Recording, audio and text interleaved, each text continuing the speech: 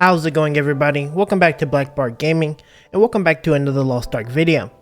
Now in this video we're going to be talking about gear and honing our gear, and we're going to be talking about when you should hone and how you're going to be honing your gear once you reach level 50. Now before we dive on into the video, don't forget to like as well as subscribe to the channel, and let's get started. So I'm sure your first question is, when should you be honing gear in Lost Ark? And the moment you should be start honing your gear is when you hit 302 item level on your gear. Now you can get this gear by doing the Shoeshire questline, or you can do this when you get Chaos Dungeons done. I think doing the Chaos Dungeons is much easier, but if you want to do Shoeshire to get your quest and then save your Chaos Dungeons for later, then you can do that as well. Now once you equip a full set of 302 gear, you're going to start upgrading.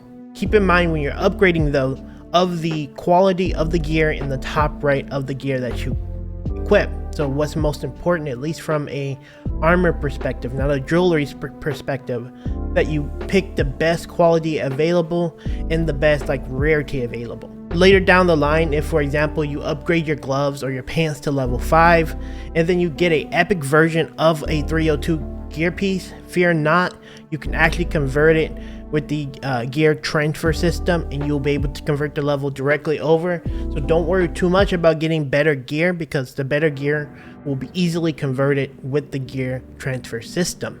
So now the resources that you're going to be using, you're going to be using the blue crystals or the guardian crystals to upgrade your armor, and then you're going to use the orange crystals, which are destruction crystals, and that's going to be upgrading your weapon. You can get these from doing pretty much most in-game content, even like islands and things of the sort. Now when we talk about jewelry, that is the only time in my opinion you're going to really be looking at what the stats offer. But outside of the quality, when it comes to your basic gear, you should equip the thing with the highest quality available, and that should give you the best option for your character. Now essentially what's going to happen is you're going to use the green crystals that you find doing various activities in the end game to juice up the gear. Now once the gauge fully fill up, what you're going to do is click the upgrade bar, and it's going to use a bit of the same honing crystals. It's going to use some of the green crystals, and then it's going to use some of the blue crystals. Now just keep in mind, whenever you do use the upgrading system, the gear honing part of it, that is going to consume some of your actual green crystals that you got, as well as the guardian crystals, depending on if you're doing armor or the weapon, so guardian or destruction crystals. Once you hone it, it's going to push it to the next level, and then you can rinse, repeat, and do it again. Now the cost is going to get bigger and bigger as the gear gets more upgraded. And also keep in mind, as you get closer and closer to level 20, which is the max level, it's going to have a higher chance that the gear doesn't actually convert. Now unlike in other Korean MMOs, your gear will never break, but you will lose the materials in the event that it fails.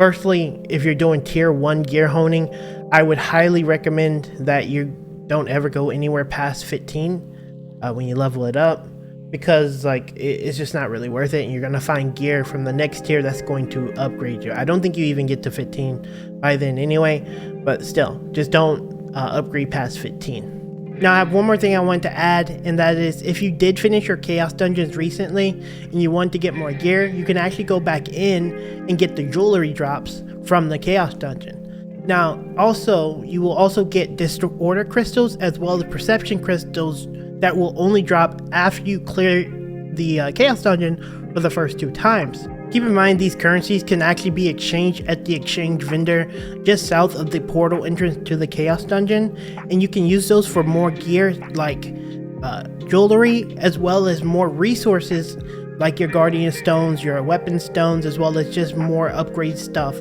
for your gear. Now keep in mind that when you are using this vendor to exchange perception crystals for those materials and resources to upgrade your gear, this is limited, and you're only going to be able to buy so much a week. The disorder gems, on the other hand, can be farmed indefinitely, and you can use it to actually get yourself some random jewelry to help you streamline a build a little bit better. And that's pretty much the basics of gear honing in Lost Ark, at least from a new player perspective. We're not going to cover engravings or anything crazy like that when it comes to gearing and everything, but this should give you at least a good idea of what to expect. And please remember that you can just transfer your gear score over if you find a better piece with a higher quality or a higher rarity. You do not delete your gear, just send it over. Don't ever vendor gear, and just salvage all the gear and get all the resources that you can. Now with that said guys, thank you for watching my gear honing video. Let me know down in the comments what you think, and if you have anything you'd like to add to this, and I read all comments. Thanks for watching, and I'll see you guys in the next Lost Ark video. Later.